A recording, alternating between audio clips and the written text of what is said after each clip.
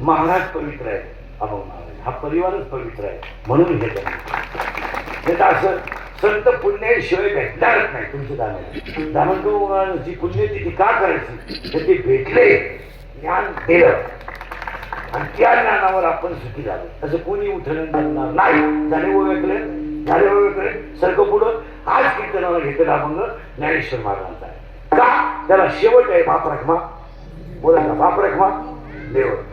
बाप रखमा देव. परमार्थ करायला 4 कृपा लागतात. शास्त्र कृपा, गुरु कृपा, अंतकरण कृपा आणि ईश्वर कृपा.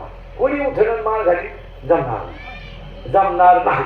माझे गुरु निवृत्तीनाथ. मग ज्ञानेश्वरीची शेवटची ओळी कोणती? शेवटची ज्ञानेश्वरीची शेवटची ओवी बैजने महाराज बिरा. तुम्ही मला हेच सांगणार शिकेवार शिवावत किंवा हेच सांगणारे पुढची एक ग्रंथ पुण्य संपत्ती ही ओवी नाही आहे. अध्याय नंबर 18 ओवी नंबर 1791 किंबहुना तुमचे केले धर्मकीर्तन सिद्धी नेले येथे माझे जीव उरले पाहिजे पण ही ओवी शेवटची. पुढे सुरू झालं आता विश्वास मध्ये असल्यामुळे आपण कधी उचकायचं काही सबंध येत नाही. माझे गुरु निवृत्तीनाथ म्हणून अभंग आहे बाप रखमा देव. आता अभंगाला सुरुवात करायची पण हा अभंग अनुभव आहे. अनुभव आहे परमार्थामध्ये गुरु केल्यानंतर आलेला पटकन आलेला पटकन. आता याला 5 वाक्य तुम्हाला ऐकायचे पुढे करायचंय. तुम्ही घाल आता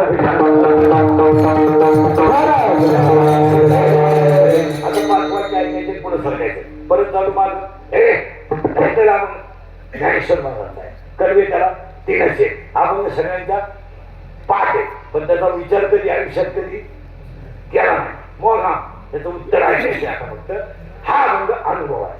आता त्याला 4 वाक्य आहेत. कार्य देवाकडे आहे अनुभव संतांकडे आहे.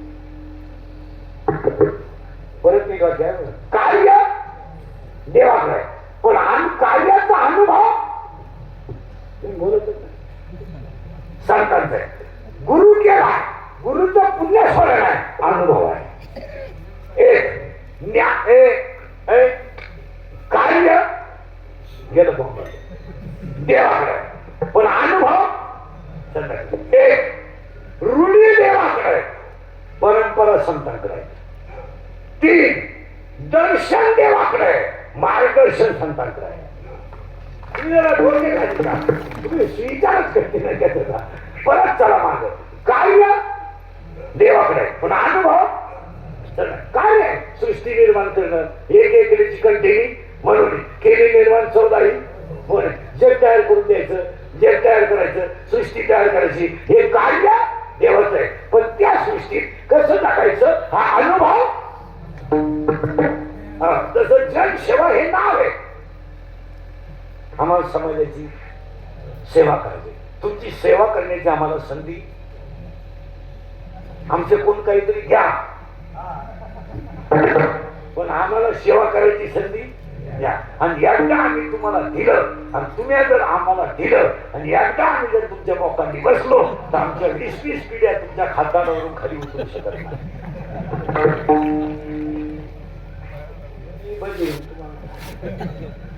आता फक्त माझ्या पुढे बसलं तर खरंय मी निघून जाता ठोकली चला बरं कार्य देवाकडे कार्य देवाकडे पण अनुभव फायनल झालं का. 2 रूढी देवाकडे आपलं देवाकडे पण परंपरा सदा.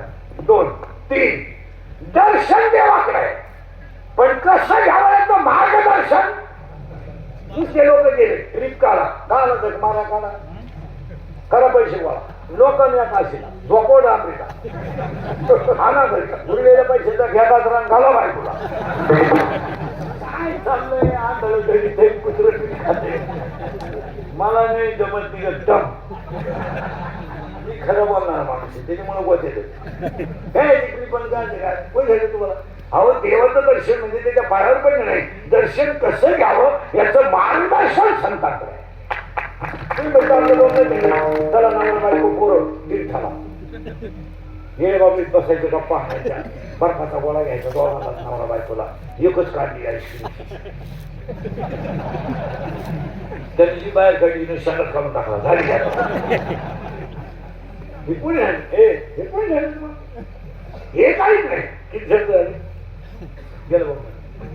3 4 वाक्य सुख देवाकडे पण समाधान संतांकडे. तुम्ही विचारच करते नाही सुख देवाकडे तुम्हाला दिली पैसा दिला तुला केलं सरपंच झाला एकदा निवांत बस एकटा झालेल्या खर्चाचा आढावा काढ. ते पैसे गेले किती तो गावात पोरं बिघडवले किती तो घरांचं वाटोळं केलं किती आणि मग गावाच्या बोकांनी बसला कसा याचं चिंतन कर. तू देऊनच झोपशील. तुला फक्त दुसऱ्याची जिरवल्याचं समाधान वाटलंय. तुम्हाला काय मिळालंय फक्त हे समाधान.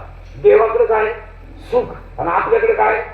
चारी वाक्य क्लिअर करायचं ना. देवाकडे सुख आणि आपल्याकडे समाधान. आणि समाधान संतांशिवाय नाही. बाबा तर डायरेक्ट म्हणले की वेदाला सुद्धा करणार नाही संत काय बांधले. वेद शास्त्र देती आणि आज कीर्तनाला घेतलेला अभंग त्याच प्रकारचा आहे. देवाला 2 मुली आहेत. देवाला 2 मुली आहेत. मुली एका मुलीचं नाव विरहिणी आहे आणि एका मुलीचं नाव भुपाळी आहे. डोकं घालव. आता तालतरी उत्तर दे मला. ज्ञानोबारायला मुलगी आहे का.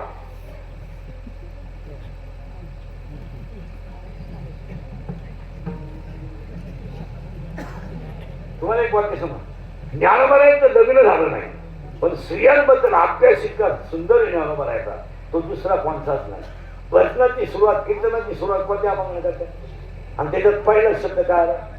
सुख झाले हो काय अभ्यास साजरी. आता आपल्याकडे साजरी म्हणजे कोण आली तुमच्या डोक्यात. ब्युटी पार्लर मधून आली केसाला फुगा दिली बडी आला घेऊन बोंबलं दिली अशी नाही. ज्ञानोबारायने तर सिद्धीला साधनीला बुद्धी शब्द वापरला. काय भाषा. ज्ञानोबारायची भाषा करायला पाचच्या देण्याचं पुण्यच लागतं. भाषा पाहिजे मग पा. आता एवढा स्त्रीचा अभ्यास ज्ञानोबारायने केला. इतके अभंग ज्ञानोबारायचे स्त्रीचे. जसं याच्यात सुद्धा एक मुलगी विरहिणी आहे आणि एक मुलगी कोणत्या मुली ज्यानं वाटवलं देवाच्या. ज्ञानोबारायच्या मुलीचं नाव सांगू टाकू आहे तुम्हाला माहिती नाही. सांगू ओवी 9033 ज्ञानेश्वरी आणि ज्ञानेश्वरीची एक ओवी रोज वाचा. 9 अर्थ आहे. म्हणून त्याला शब्द आहे नवरस बरवी सागरू. ज्ञानोबारायची ओवी वाचा रोज एक अर्थ वाचा. 9वाच अर्थ आहे.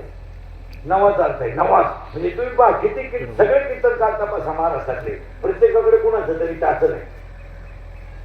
दुसऱ्याच्या भांडवलावर आहे. पण बाळा महाराज इंग्रज स्वयंभू होते. जगन्नाथ पवारांची टाचणं महाराष्ट्रात एकाही कीर्तनकार नाही. बाकी सगळे कीर्तनकार टाचणावर आहे. नवे सगळे मेमरी कार्डवर आहे. इंद्रीकडचं टाचण सापडणारच नाही पुढं. सापडून दाखवा. आणि आपण कोणाचं चोरलं नाही. कारण आपल्याकडे जे आहे ते दुसऱ्याकडे नाहीच आहे का. बाबा इंग्रज स्वयंभू, जगन्नाथ पवार स्वयंभू, ही माणसं स्वयंभू, यांचे गाय हे स्वयंभू होते. पुन्हा जे काय का विरहिणी आणि भुपाळी कुणाच्या देवाच्या मुली. विरहिणी म्हणजे काय उत्तर. तिथं नवरा खराब आहे सासू सासरे चांगले. आता समजायला लागलं नवरा खराब आहे आणि सासू सासरे चांगले. आता संसार करण्यात मजा आहे का नाही का. ज्याच्यासाठी आपण आपल्या बापाला धोका दिला. ज्याच्यासाठी आपण आईला रडायला लावलं. ज्याच्यासाठी आपण पेपर बनवला आणि घाटात गप्पा हाणून बसलो.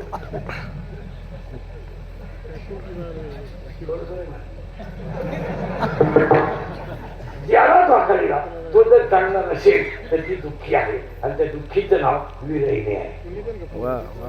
आणि गाठ्यामध्ये जास्तीत जास्त अभंग विरहिणी माऊलीचे आंधळा पांगळा विरहिणी.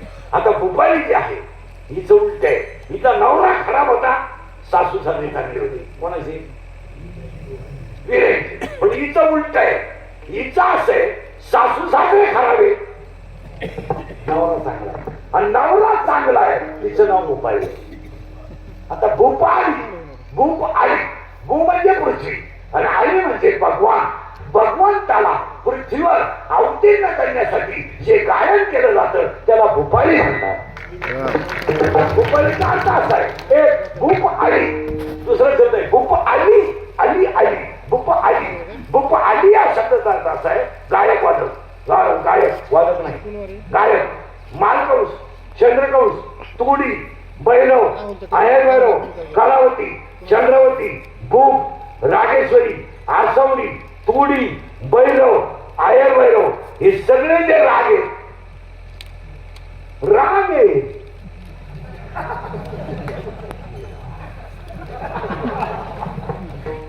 राग आहे.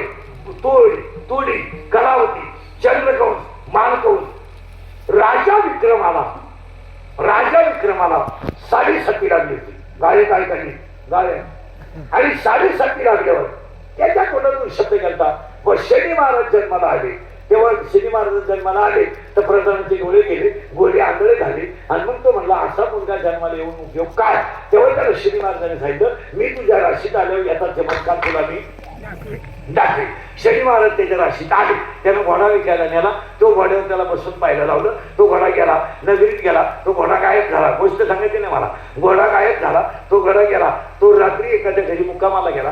तिथे एका राजा दुकानदारानं त्याला आंघोळीला पाणी दिलं. क्षत्रिय असं विचारलं आणि त्या मुलीला सांगितलं, त्याच्या मुलीला दुकानदाराच्या हा नवरा तुला करायचा. तिने सांगितलं मी नवरा करेल पण योग्य भाषात त्याच्याशी बोलण्याशिवाय नाही. तिने पलंग सजवला आणि याला झोपायला बोलवलं. झोपायला गेल्यानंतर तिने सजवलेल्या पलंगावर याला झोपायला बोलवलं. याचं मन सात्विक असल्यामुळं पाप करायला घाबरत होतं. त्या मुलीनं झोपताना गळ्यातला हार काढला आणि खुटीला टांगला आणि त्या ज्याच्याशी लग्न करायचंय त्याच्याची मनोशक्त गप्पा मारायच्या आणि मग यश म्हणायचं असं तिथं ठरलं. याला झोपेचं सोन घेतलं तर मी घाबरलो. ओळख नसणाऱ्या स्त्री संग करणं हे त्याच्या बजेटमध्ये बसलं नाही. तो सात्विक होता. त्याने तो हार गिरताना पक्षानं पाहिला पण ती मुलगी जागी झाली. तिने सांगितलं तुझा उपयोग नाही. तुझ्याशी मी बोलणार होते पण तू आल्याबरोबर झोपला. याचा अर्थ तू माझं लग्न माझ्याशी लग्न करण्यात कॅपेबल नाही. पण माझा आहार तो चढला. राजाने विचार केला नाही. मुलीचं ऐकलं. त्याचे हात तोडले, पाय तोडले. त्याला नगरीच्या बाहेर घेऊन टाकलं. त्यानं 5.5 वर्ष त्याच्यात काढले आणि त्या गावातली एक मुलगी रस्त्याने जात असताना नवरीच्या बापाच्या घरी जात असताना तिनं त्या राजाला ओळखलं. तो राजा पालखीत घालून घरी आणला. तेलाच्या घाण्यावर त्याला घाणा ओढायला ठेवलं आणि गात असताना तो घाणा ओढायचा आणि जेवायचं. गात असताना पूर्ण गायक वादळ गात असताना त्याला दीप नावाचा राग आला. दीप नावाचा राग आठवला आणि दीप नावाचा राग आठवलं. तो दीपा रागात गायला लागला. गायन हे व्यवसाय नाहीये. गायन हे संगीत हे देव प्राप्तीचं साधन आहे. हे असं आकडून गाणार असं काम नाही. आणि त्याने तो दीप राग गायला आणि दीप राग गायल्याबरोबर अख्ख्या गावात प्रकाश पडला. लाईटा लागल्या. लोकांनी विचार केला दिवाळी नाही, लग्न नाही, लाईटा कशा लागल्या तर राजा विक्रमानं कोणता राग गायला होता? दीप राग. आजही सकाळी काकडं करणारी माणसं जर भूप राग गायला तर गावा म्हणून त्याचं नाव भूपाळी आहे. भूप राग गावा. भूपराग गाजा भूपराग एक राग आहे. तर भूप आली आणि भूप आली त्याचं नाव भूपाळी आणि त्या भूपाळीला नवरा खराब आहे. आपलं सासू नवरा चांगला आहे, सासू सासरे खराब आहे. तिच्या नवऱ्याचं नाव सांगतो, सासू सासऱ्याचं नाव सांगतो आणि मग पुढे घुसवतो. कुणाचा नवरा? भूपाळीचा. भूपाळीच्या नवऱ्याचं नाव आहे काम आणि काम नावाच्या पुरुषाशी